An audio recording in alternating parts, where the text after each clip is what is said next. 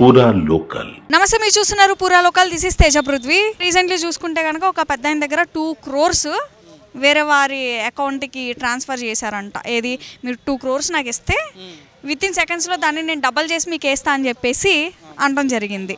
So ఆయన చూసుకుంటే కనుక పాపం మొన్ననే రీసెంట్లీ పోలీస్ కేసు కూడా పెట్టడం జరిగింది. వీటిపైన అందరికీ తెలిసింది, అవగాహన ఉండే ఉంటుంది అందరికీ. ఇలాంటిది మీరు ఎప్పుడైనా లైఫ్లో ఎదురుపడ్డాయా మీకేమన్నా?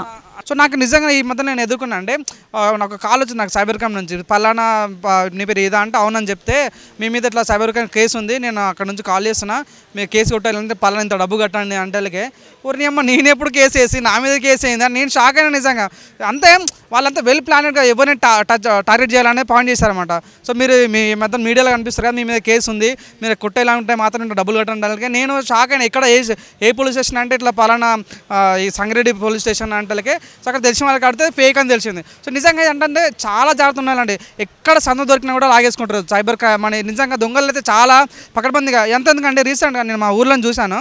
సో వాళ్ళు ఏదంటే ఒక టీం లాగా వస్తారు, ఒక ఆట వేసుకొని వచ్చి టీం లాగా వచ్చి, అమ్మ మీకు ఇట్లా లాటరీ లేస్తున్నది, మీరు 20,000 కడితే మీకు లేస్తుంది, ఆ లాటరీలో మీకు టీవీ రావచ్చు, బండి రావచ్చు, ఇంకా ఏదైనా రావచ్చు అంటే చాలామంది మా ఊళ్ళో కూడా డబ్బులు 20,000 కట్టేశారు. నంబర్ ఇవ్వగానే 20,000 కట్టేసి ఫోన్పే చేశారు. ఇలా జరిగింది. అంటే ఆమె చాలా చిన్న కుటుంబము. సో ఇంట్లో టీవీ లేదు, ఇంట్లో టీవీ వస్తాన ఉద్దేశంతో 20,000 కట్టింది. టీవీ ఫ్రిడ్జ్ వస్తుంటే ఇంత లాటరీ అంటారు కాబట్టి ఇంటికి వచ్చారు కాబట్టి రావచ్చు అని. నిజంగా ఆమె అంతా చదువుకోలేదు తను. సరే మీ ఆయన నంబర్ ఇవ్వండి, మీ ఫోన్ నెంబర్ ఇవ్వంటే వాడు ఏదో ఫేక్ నెంబర్ చెప్పిండు. సో ఆమె 20,000 ఇచ్చేసింది స్పాట్లో. తర్వాత కొన్న తర్వాత ఈ వారం తర్వాత వస్తా అంటే వారంగా నెల సంవత్సరం ఆ టీవీ రాలేదు, ఆ ఫ్రిడ్జ్ రాలేదు. నిజంగా ఆమెకు తెలియదు ఎట్లా కంప్లైంట్ చేయాలో తెలుస్తలేదు. సో అప్పుడు కొంతమంది తెలిసిన వాళ్ళు మీరు వెళ్ళి స్టేషన్కి వెళ్ళి కంప్లైంట్ చేయాలంటే అప్పుడు కంప్లైంట్ ఇచ్చారు. ఆ కేసు అట్టనే మూసిపోయింది, ఆమె అక్కడనే అలా ఉంది, 20,000 లాస్ అయింది. సో నిజంగా ఇట్లాంటి కేసు చాలా జరుగుతుంది. అంత రీసెంట్గా ఎంత అప్డేట్ అయిందంటే సైబర్ క్రైమ్, పాపం వాళ్ళు ర్యాపిడో కొట్టేవాళ్ళు, పాపం వాళ్ళు చాలా కష్టపడతారు ర్యాపిడో కొట్టేవాళ్ళు. సో వాళ్ళకి ఒక ఆర్డర్ వస్తుంది ర్యాపిడోలో, ఒక ఆర్డర్ వస్తే వాళ్ళు చాలా దూరం పడ్డది, ఎక్కువ అమౌంట్ వస్తుందని వాళ్ళ ఆర్డర్ క్లిక్ చేస్తారు. సరే ఆర్డర్ తీసుకొని అంటే ఆడ పికప్ చేసుకుని ఆడ మనిషి ఉన్నాడు. ఆడ ఏమంటే నేను ఈడున్నా వేరే దగ్గర ఉన్నా, నీకు అమౌంట్ కొడతా, నీకు 2,000 కొడతా, అడుగుంత మా మేడకి ఇచ్చా అంటాడు. సరే అని వీడు సరే ఎంతో దూరం పోతాడు.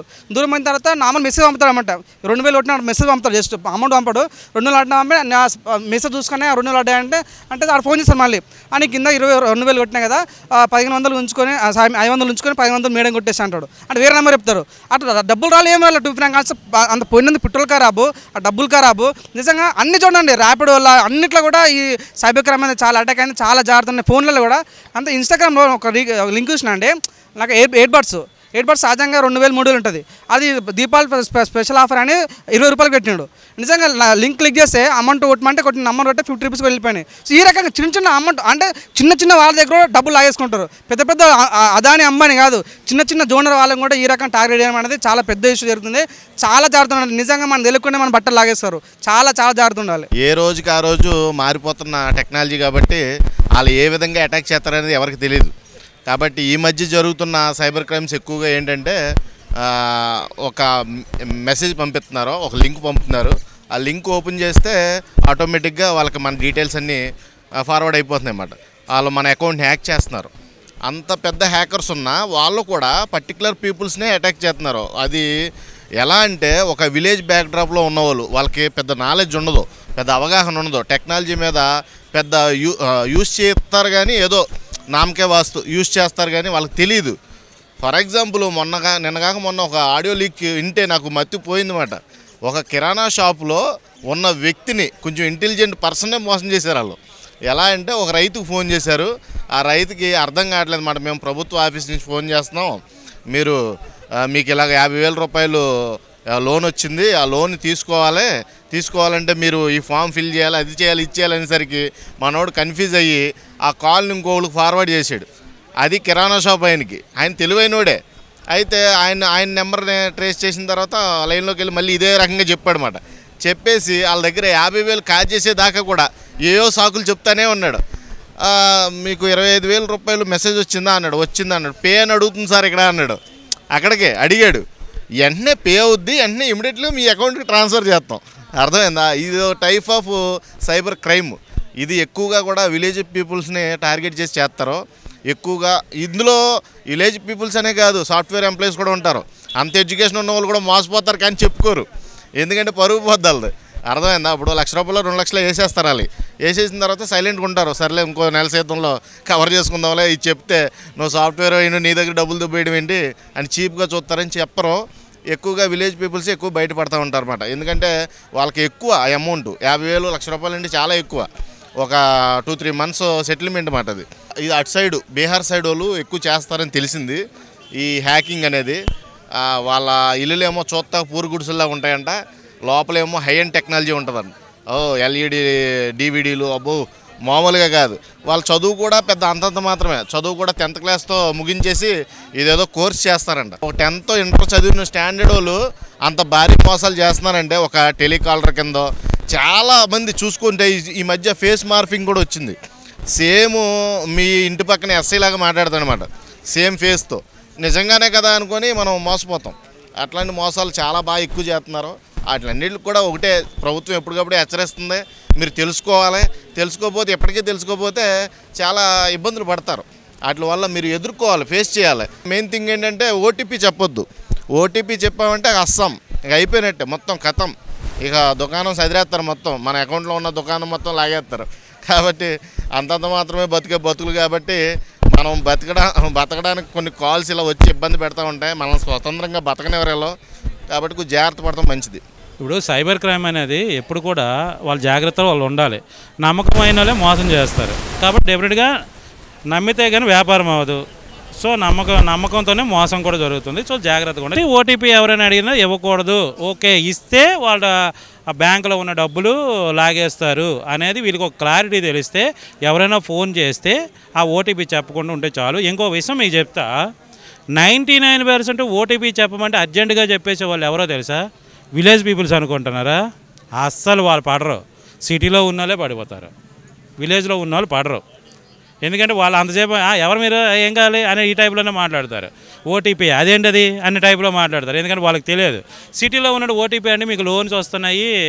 సో సరే, నా జీవితంలో ఒకటి జరిగింది, నేను ఎప్పుడు ఎవరికి చెప్పలేదు, సరే అడిగావు కాబట్టి ఇది చెప్తున్నా, ఇది వాల్యుబుల్, వేసేసుకో, నీకు ఇంతకంటే వేరే దొరకదు. బేసిక్గా నాకు ఒక లోన్ వస్తుందని కొన్ని సంవత్సరాల కింద అడిగితే నేనేదో కెమెరా కొందాము అని చెప్పి నేను కూడా ఉందను, అకౌంట్ అన్నీ బాగున్నాయి, మీకు లోన్ వస్తుందని నాకు చెప్పడం అనేది జరిగిన తర్వాత ఎంత ఏంటంటే వాళ్ళకి అమౌంట్ చెప్పారు. చెప్పిన తర్వాత వాళ్ళకి కొద్దిగా అమౌంట్ వేస్తే మీకు లోన్ ఆ లాక్ ఓపెన్ అవుతుంది. సో ఆ తర్వాత మీకు ఆ అమౌంట్ పడుతుంది అన్నారు. అవునా, ఎంత పడుతుంది అంటే 5 లక్షలు అండి. మీకు 5 లక్షలు పడినప్పుడు ఆ 20,000 నాకు వేయమన్నారు. మరి 20,000 మరి మీరు తీసుకోవచ్చు కదా అందునుంచి. అప్పుడు మరి ఆ 4.8 నాకు పంపించవచ్చు కదా. సో 20 నేను ఎందుకు పంపించాలి చెప్పండి? మరి మీరు పెట్టింది ఏదైతే నాకు వస్తుందో దాంట్లో మీరు డైరెక్ట్ చేయొచ్చు కదా అంటే, లేదు మీ బ్యాంకులో అమౌంట్ ఉందా లేదా అనేది మీకు క్లియర్గా అంటే మీ ట్రాన్సాక్షన్ చూసుకోవడానికి సో అలా చేస్తున్నాము. 20,000 ఉంటే అది మళ్ళీ మాకు పంపించండి, మా దగ్గర నుంచి మళ్ళీ మేము మీకు పంపించేస్తాము, పంపించిన తర్వాత 5 లక్షలు కూడా వస్తుందని చెప్పారు. ఇది పక్కా. నేను నిజంగా పెచ్చనా కొడుకులాగా అమౌంట్ నేను 20,000 పెట్టాను. అప్పుడు ఆలోచించా, ఇప్పుడు వాళ్ళకి పంపించడం అంటే వాళ్ళు నాకు పంపించడం సార్. లోన్ అంటే నాకు ఒక ప్రాసెస్ ఉంటుంది, నా దగ్గరికి రావాలి, కలవాలి, అప్లికేషన్స్ ఉండాలి, వాళ్ళ మీద వాళ్ళ ఐడియాలు చూసుకోవాలి, దాని మీద ఉన్న బ్యాంక్తో ఎవడైతే ఇస్తున్నాడో ఆ బ్యాంక్ తాలూకా ఇవి ఉంటాయి, దాని మీద మనం మొత్తం అంతా డాక్యుమెంట్స్ చదివి అప్పుడు ఇచ్చి మన ప్రూఫ్లు మనం ఏవైతే ఉంటాయో ఆ ప్రూఫ్స్ అన్నీ వాడికి పాన్ కార్డు కానీ ఆధార్ కార్డు కానీ మన రెసిడెన్సీ అడ్రస్లు కానీ ప్రెజెంట్ పర్మనెంట్ ఇన్ని రకాలు అడుగుతారు కదా. ఇవేం అడగకుండా నేనేదో పెద్ద సీఎంనో పిఎంనో అయినట్టు నాకు 5 లక్షలు పంపించేస్తాడని నేను ఎలాగనుకోవాలి? సో వన్ డే నాకు టైం అడిగిన తర్వాత ఇవి ఆలోచించి వాడిని ఎలాగైనా పట్టుకుందామని చాలా ట్రై చేశా. ఇదంతా అయిపోయింది. 2వ రోజు ఫోన్ చేశాడు, ఇలా అమౌంట్ కావాలి, అది ఇది ఇలా పంపించండి, ఇప్పుడు వస్తాయంటే ఇవన్నీ మాట్లాడి అసలు నువ్వు ఎక్కడ ఉంటావు డైరెక్ట్ కలువు, నీకు హ్యాండ్కి ఇస్తాను నేను డబ్బులు, నీకు ఇలాగైతే నాకు అకౌంట్ నుంచి ఉండదు, నా ఎదురుగా నువ్వు ఏదైనా ట్రాన్సాక్షన్ చెయ్యు అని. అలా కాదండి, మేము ఆఫీస్ నుంచి అలా బయటికి రాకూడదు. సరే నీ ఆఫీస్ అడ్రస్ చెప్పి నేను అక్కడికి వస్తాను అన్న. అలా మేము చెప్పకూడదండి అన్నాడు. అసలు ఎవడరా నువ్వు అని చెప్పి కొద్దిగా బూతులు తిట్టిన తర్వాత పెట్టేసి బ్లాక్ చేశాడు.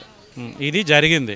సో మనకి ఎవడైనా లోన్ ఎవడైనా కాదు, మనకు కావాల్సిన చుట్టంకి 10,000 అడిగితేనే వాళ్ళు ఆలోచించి ఎవరు. అలాంటిది మనం ఎవరమో కౌనుకి ఇసుకోగలం, మనకి ఎందుకు 5 లక్షలు 10 లక్షలు ఇస్తారు? సో ఖచ్చితంగా ఎవరైనా ఫేక్ కాల్స్ ఫోన్ చేసి మీకు అన్ని లక్షలు ఇస్తాను ఇన్ని లక్షలు ఇస్తాను అనేది చెప్పకండి, అది నమ్మకండి. సో ఊరికినే 5 లక్షలు ఇస్తాం 10 లక్షలు ఇస్తాం మీరు ఖచ్చితంగా మీరు పంపించండి, మీ బ్యాంకులో ఉన్న అమౌంట్ ఎంత ఉంటే మేము మీకు మిగతాది అది 10,000 20,000 ఛార్జ్ చేసి మీకు అమౌంట్ పంపిస్తాము అని ఎవరైనా ఫేక్ కాల్ చేస్తే మాత్రం దయచేసి అది నమ్మకండి, అలా పంపించకండి. వాడు లోన్ ఇచ్చేవాడైతే రూపాయి కూడా తీసుకోకుండానే ఇస్తాడు. ఆ రూపాయి కూడా వాడే ముందు పంపిస్తాడు. పంపించి మీకు లోన్ శాంక్షన్ అయిందంటే ₹1 ముందు పంపించాము, మీ అకౌంట్లోకి వచ్చిందా లేదో ఒకసారి చూడండి అని అడుగుతాడు తప్ప మీరు ₹1 నాకు పంపించండి ఎవడు అడగడు. కాబట్టి మీకు ఎవడైనా డబ్బులు పంపించండి లోన్ ఇస్తామంటే నమ్మకండి. ఒకవేళ పంపించారు అంటే అది మీ కర్మ అనుకోవచ్చు, మీ జాతక రీత్యా ఈరోజు పోగొట్టుకోలే రాత ఉంటే అలా పోగొట్టుకుంటారు. ఇన్ని చెప్పిన తర్వాత కూడా మీరు అలా చేశారంటే మీరు మహానుభావులు అనుకోవచ్చు. ఇది